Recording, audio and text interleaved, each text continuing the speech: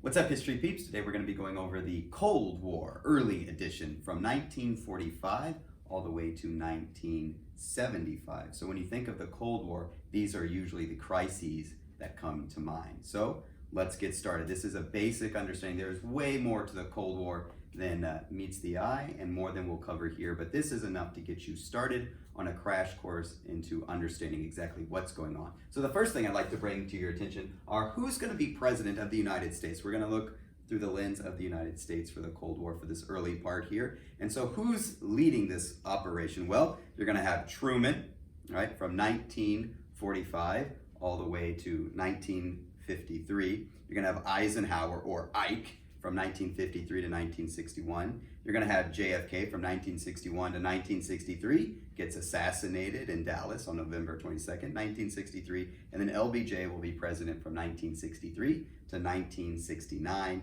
and then you're going to have Nixon as president elected in 1969, and then is going to have to take a back seat there in 1974, which is going to bring in Gerald Ford for the duration from 1974 all the way to 1977. So that's kind of what's going on here. So as you look through the dates and you look through what's happening, you can kind of put that into perspective as to who is president here.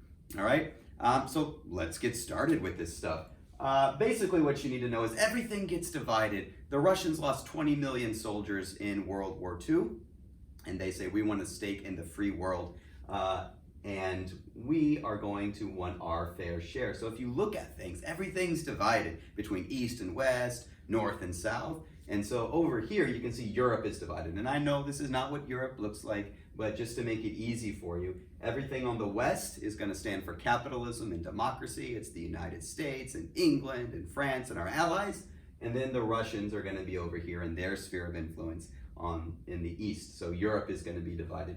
If you look at Germany in particular, that also is going to be divided between East and West. There's just one little weird situation though. The capital, Berlin, happens to be on the eastern side. And so everything in blue here, again, is going to be democracy. Everything is going to be controlled by the Allies. And then everything in red is going to be controlled by the USSR, the United Soviet Socialist Republic, Russia, right? In Asia, everything is also divided at these parallels. Everything in the north is going to be our enemy in the Cold War, and everything to the south is going to be the democracies that we are going to have to fight to preserve. So when does the Cold War start? Lots of historical interpretations there. But one of the starting points is going to be when Winston Churchill, no longer Prime Minister of England, is going to go to Fulton, Missouri, Harry S. Truman's home state. And he's going to give a little speech at Westminster College, and he is going to say that an iron curtain has descended. So the first thing that you need to put in here is going to be an iron curtain. Right. And he says an iron curtain's descended across Europe. And on one side is going to be democracy and freedom, and on the other side is a ruthless dictator that kills more people than Hitler, Stalin. All right, not exactly the world's leading humanitarian. All right, and Stalin doesn't like this, and it really signifies a war. But it's the Cold War. We don't actually go to war with Russia, but we fight these proxy wars all throughout the globe. So if you need to know one term for the Cold War, it is containment of communism. What does that mean? That means stopping communism from spreading. Well, how do you do that? Do you go to war with Russia? Well, you could, but Russia just lost 20 million individuals in World War II, and they're kind of ready to do it again if needs be, because it is run by Stalin after all. So you could go to war with Russia. Not usually the best idea, just saying, historically speaking. Number two, what could you do? Well, the United States is the arsenal of democracy. We could use money. So let's look at some major events here. Europe is absolutely pulverized after World War II, and it was pulverized after World War I, but then the Treaty of Versailles punished Germany, and you took a bad situation and made it way worse, and then you led to the rise of Adolf Hitler. So do you want to repeat that same mistake? The United States says, abso-freaking-lutely not. What's the Third World War going to look like? So, keyword, containment of communism. The Truman Doctrine. Truman is president of the United States, and in Greece and Turkey, there's major unrest. And where does communism flourish the most? Usually when there's an economic crisis going on. And so the United States is going to give $400 million to stop the spread of communism in Greece and Turkey. Does it calm the situation down? Oh, you betcha. So we can put a nice little blue smiley face here. Everything seems to be working.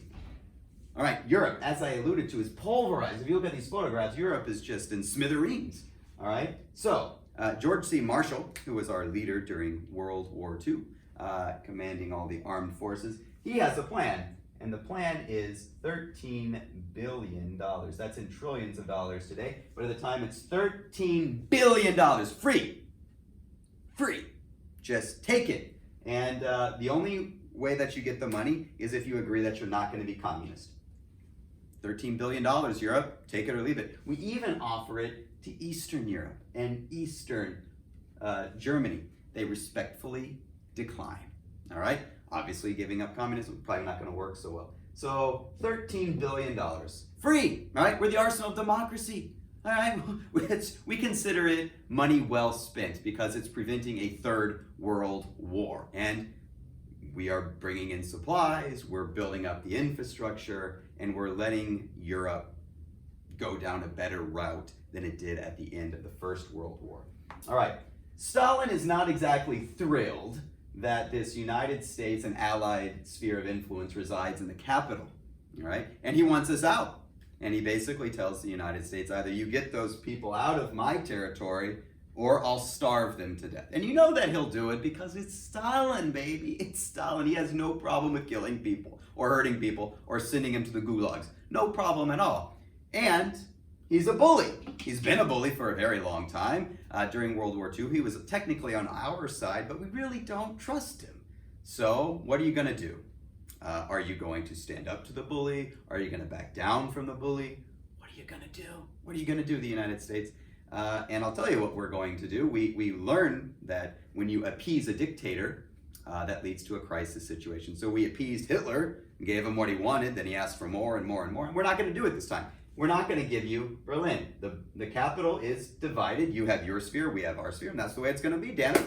And so Stalin closes all the roads to Western Berlin, and he starts starving people. At least that's the plan. But the United States, for the better part of a year, is going to fly supplies nonstop from Western Germany all the way to Western Berlin. For every 15 minutes, a plane, a huge plane, a cargo plane, is taking off with supplies. And we're talking medicine, building supplies, food, anything you can think of. The United States, the arsenal of democracy, is dropping it, and we're basically giving it to him. So Stalin is waiting for it to stop, waiting for it to stop. We're the arsenal of democracy, baby. It's not gonna stop. And eventually Stalin realizes, all right. So he opens the roads up, and, status quo. So far, how are we doing on the containment of communism, stopping communism from spreading? Truman Doctrine seemed to work. The Marshall Plan seemed to work. We stopped it from spreading in Berlin. And there's another plan here, the 4-point plan. We give another $400 million, all right, again, free of charge, to Latin America, Asia, and Africa, under the agreement that they don't become communists. So does it work? Well, we're going to put a smiley face. You can put a neutral face, but we'll call it a smiley face. It's not entirely true, but at least it's a start. All right, so far, containment's going pretty well. And then 1949 happens. We're 4 years after World War II. Oh, God, what's going to happen? What's going to happen? Well, in 1949, there's this little thing. Maybe it's not a big deal to you, but it was kind of a big deal back then. It's called the atomic bomb. And now Russia has one. So let me get this straight. A bloodthirsty monster of a dictator of a guy who just said, I will starve people, now has an atomic bomb that can incinerate 80,000 people with just one time. I don't know. That seems pretty scary. It was our play toy, and by our play toy, I mean the United States and our allies' play toy for a while, and now a monster has one. The devil incarnate has an atomic bomb. To make matters worse, China equals communist. All right? China was our ally in World War II, and now Mao Zedong comes to power, and we're like, oh God, so the Russians have the bomb, and China just became communist. please tell me nothing else happens. Please tell me nothing else happens. Well, I would love to, but that's not my job. My job is to tell you what happened. And what happens next is actually called the Korean War. China and Russia are going to give supplies to North Korea. Now, North Korea up here, there's two capitals. The North Korean capital, Pyongyang, is going to be, our enemy, so to speak. And then Seoul is going to be our friend, all right? So everything's divided at the 38th parallel in Korea. And so what China says, getting resources to the North Koreans, and the Russians also help, is like, hey, see what you can get away with. See how you can push this. I know it's divided. Come on. They're not going to do anything. Come on. They're not going to do anything. Seriously. And they invade the 38th parallel. Boom. And over time, the capital of Seoul gets overrun. And the United States and our allies, it's really the United Nations, but the United States is a big player in this. We're pushed to what's called the Busan perimeter. All right. And we're damn near kicked out. So how's communism working out? Well, our communism seems to be doing pretty well. But our whole containment thing is not going very well. So we're just going to put a very unhappy face there. A little blow to U.S. morale. Now, MacArthur does something that is pretty remarkable. He takes a lesson from World War II, and we did the D-Day invasion. He's like, okay, we could do a replay here. We're getting kicked out, so why don't we just do an amphibious invasion, go behind enemy lines up here, and land on Incheon, which we do. It's a huge gamble. Luckily, it works out, and so then we're like, we kind of liberate Pyongyang. And now there's a term that pops up. Instead of just containing communism, MacArthur's like, well, why don't we roll back communism? Like, push it. Like, they pushed us, now we push back. All right? And so he's pushing. And as you're getting close to the Chinese border, we're a little bit concerned. But MacArthur thinks we're just going to go ahead. We're going to push it all the way back to China. See how they like it. And then the Chinese army invades, and it gets very, very bloody very, very quickly. And he has a solution. And he tells Truman, hey, Truman, I got a plan for you. And Truman's like, yeah, sure, what's the plan? He's like, let me drop 50 atomic bombs on China. I'll create a nuclear fallout area so large that China won't dare try any crap like that again. And we will contain communism, because they'll be so damn afraid of what we're going to do. And he's like, Truman's like, no, MacArthur, I don't think that's a very good idea. That's actually a very bad idea. The Russians have the bomb now. If we start pulling that, what are they going to pull on us? No. He's like, I dropped 2 atomic bombs to end World War I to maybe save 1 million lives. I'm not just going to drop it because it's Sunday, all right? And MacArthur criticizes Truman, calls him some unflattering names, and then Truman's like, you know what? Thank you for your service in the First World War and the Second World War, and for doing what you did here in the Korean War. You're fired. Okay. There's other things that come out of the Korean War. The military becomes desegregated. So there's steps, all right? But getting back to the case in point here, the Korean War, do we stop communism from spreading? And the answer is, well, yeah, we kind of do. But it's not, 1949 is certainly not a very, very fun year, all right? Now let's fast forward a couple of years. 1957, what could possibly go wrong, all right? So if you're looking at the timeline up here, Eisenhower's still president, and the Russians put something up in space called Sputnik. All right, or Sputnik. All right, it's a satellite. And now the Russians are leading the way in the space race. And the United States is freaking out. We're listening to Elvis and rock and roll. And what are those Russian kids doing? So there's a huge emphasis on math and science because the Russians are putting things in space. And nothing's more scarier to Americans and our allies during the Cold War than Russians having an advantage. All right, so 1957 is the start of the space race. 1959 is also the Cuban Revolution. All right, Fidel Castro, we see him as a communist. He's not exactly a communist, at least not at the start of it. But now that's terrifying because 90 miles from our border is a country that we interpret as being communist. And so the CIA comes into power, and we have what's known as the Bay of Pigs invasion. It starts under Eisenhower, but it gets carried out under John F. Kennedy's administration. And the idea here is, well, why not just train some exiles that don't like Fidel Castro, give them some good old training, they go back and they just kill the guy and overthrow his system, and we go back to the way things used to be in Cuba, where we weren't as paranoid over things. Ultimately, it fails. Fidel Castro is basically waiting for this invasion. He kind of knows it's going on, and not good. Now Kennedy, this rich guy, president, his older brother really should have been president, but he dies in World War II, so the Kennedy family's like, you're next in line to be president, you better win. Now he has to go on national television and basically say, to the American people, there was an invasion in Cuba, and I'm sorry to say that it did not work. We thought that we could overthrow this communist state, but we just couldn't get it done. All right, so he has to accept responsibility, which is like, okay, nice. But Khrushchev, Stalin's dead. Everybody take a moment of silence for Stalin. And that's about all he gets. So Khrushchev goes into the United Nations and famously takes off his shoes and tells the United States, we will bury you. And it gets a bit dicey here. So the Berlin Wall is going to go up in over there in, obviously, in Berlin. So is that containing communism? Well, if you build a wall, nothing goes there, nothing goes there. So kind of. But Nikita Khrushchev is also telling the United States, we will bury you. And like, Nikita Khrushchev is like, we're about this close to go to war in Berlin again over this, sphere of influence because Kennedy is seen as weak. And then Khrushchev's like, well, maybe I can push him out of Western Berlin. And we say, absolutely not. But the wall goes up. So do we contain communism? You're keeping it where it is. So we'll count it as a win, a kind of a weird smiley face, more of a neutral face, but whatever. In other news, Russia is like, hey, hey Fidel, would you like some nuclear weapons? And so they put nuclear silos there. And the United States has these spy planes called U-2s, and we spy on Cuba, and we're like, what is that? It turns out they are putting nuclear weapons in there. And so we get a bit nervous about that. And so we have this 13-day period where the United States blockades Cuba, and we basically tell Fidel Castro, either you remove those nuclear weapons, or you have just declared war on the United States of America.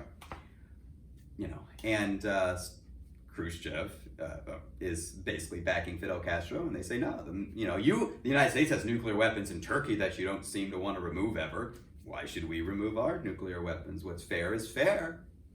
And so there's a 13-day period where these boats are coming with more nuclear weapons, and the nation's very tense in the United States, as is Russia, I'm sure. Kennedy goes on national television and says, if you do not have shelter, build shelter, find shelter. I do not know what's going to happen. I hope that the situation can be worked out, but I just don't know. So please, find shelter, save shelter. And what is really a bomb shelter going to do? I don't know. And in schools, everyone's doing the duck and cover drills. What's it really going to do? But at least it makes you feel better. My apologies. So the Cuban Missile Crisis, at the very end, the boats turn around. The White House sets up a direct phone line called the Red Phone to the Kremlin. And basically now us and Russia have a one-way communication. The president can pick up that phone at any given time and talk to the Russians. So have we contained communism? Yeah, but we came this close. Can you imagine if, and there were orders as that boat's getting closer, fire. The United States is going to fire if this boat gets any closer. We need to fire now. Like, can you imagine if the button was pushed and we would have had nuclear fallout? Not good. So that's kind of the early Cold War stuff. It gets a bit dicey. So, a couple of unhappy faces here that we need to put up. So Sputnik, the Cuban Revolution, Bay of Pigs, and then the Cuban Missile Crisis is like a weird, let's just make it a oh God moment. All right, nuclear Armageddon. It totally could have happened. In other news, there's this other country that's divided, all right? Korea was divided at the 38th parallel. We pushed it back. Things went back to the status quo. In Vietnam, there's a capital in the north called Hanoi, and they really Hanoi us because they're communist. And in the south, it's Saigon, but they're divided at the 17th parallel. And again, I know that this is not what North and South Korea look like, and North and South Vietnam, but it helps to give you a general understanding. And then you can add to this and make things more complex, because it is complex.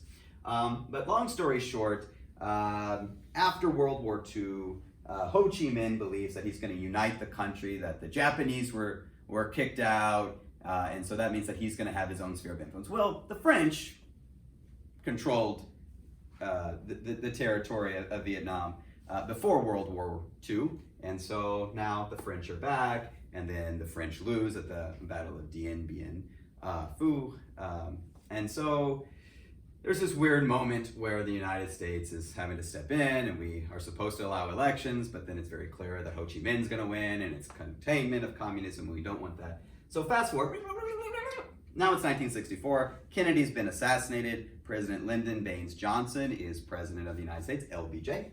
And so there's an incident that happens in international waters called the Gulf of Tonkin incident. And so a little boat, fires on our boat. And there's like a bullet hole and some scraping, and it's not a huge event, but then allegedly the next day another attack happens. There's some speculation whether that's true or made up. But either way, whether it's true or made up, what does happen is what's known as the Gulf of Tonkin Resolution, where we give President LBJ a blank check to use the military however he sees fit.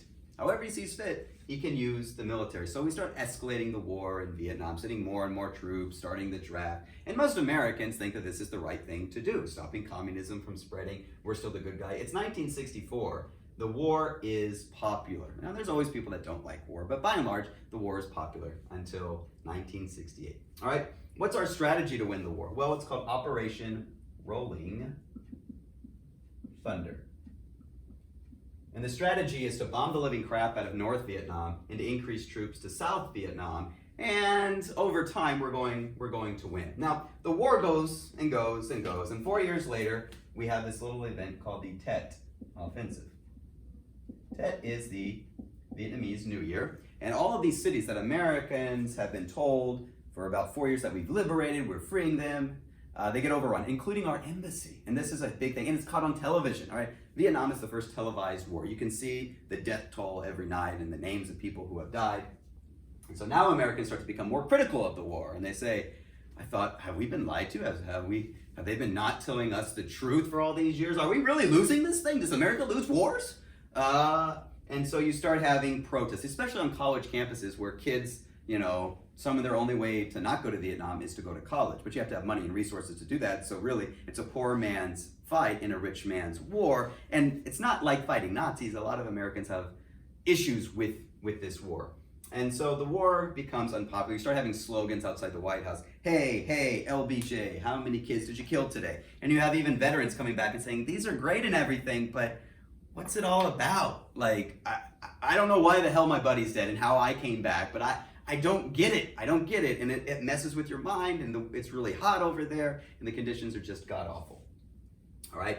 So, fast forward, LBJ becomes president when Kennedy gets killed, wins in 1964, but by 1968, it's a hell of a year. The Tet Offensive happens, Bobby Kennedy is dead, Robert F. Kennedy is dead, there's the My Lai massacre in Vietnam that people don't know about, but it happens. Like, the war is just aging LBJ, and he says enough is enough, and he says, I will not accept your nomination as president. He's not going to run again. He's not going to seek another term. He's done. And a lot of veterans say, well, if you're getting out, what the hell am I still doing here?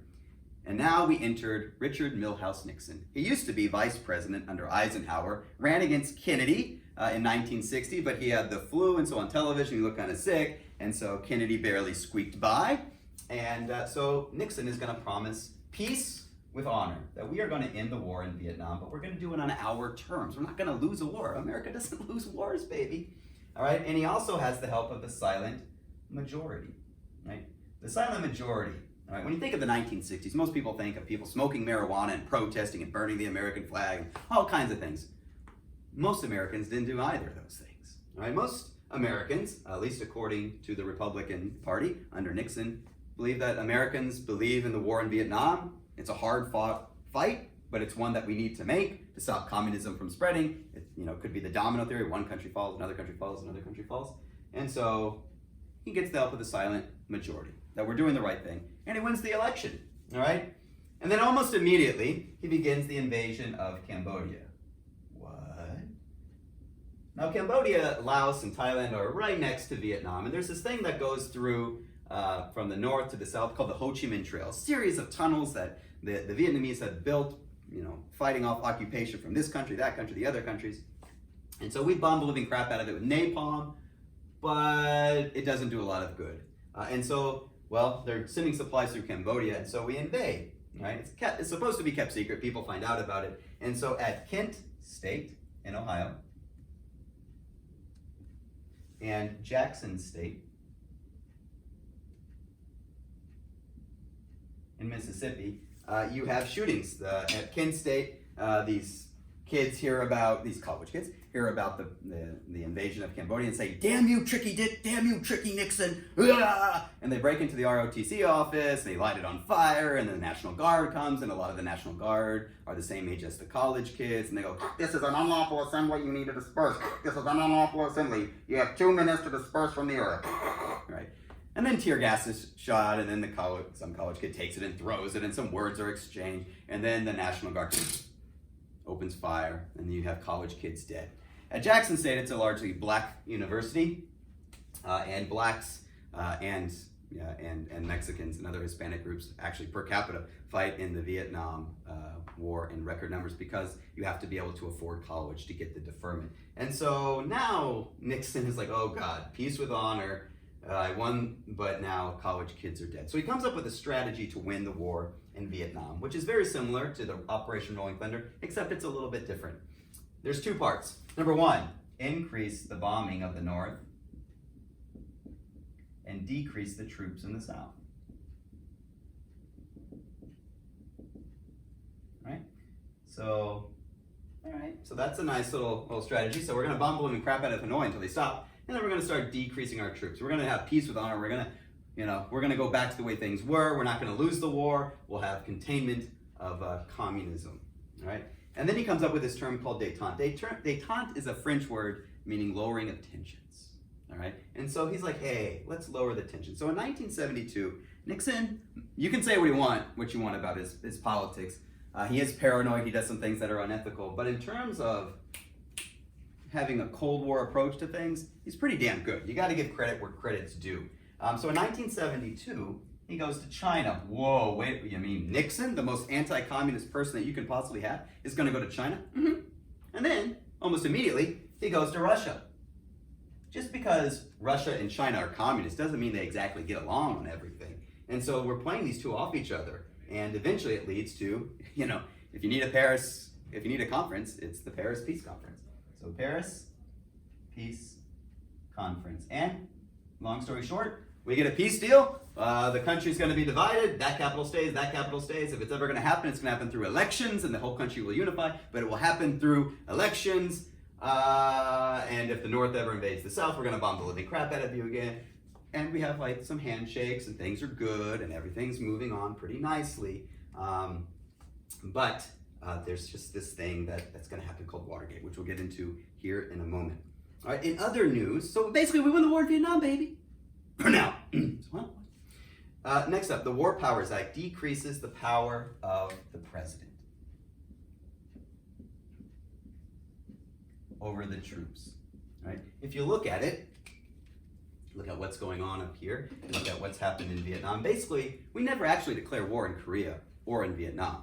We just basically, in terms of Vietnam, gave LBJ a blank check, and he started the draft, and people started going off and fighting in this war. But Congress never approved of it. And if you read the Constitution, Congress has to approve of wars.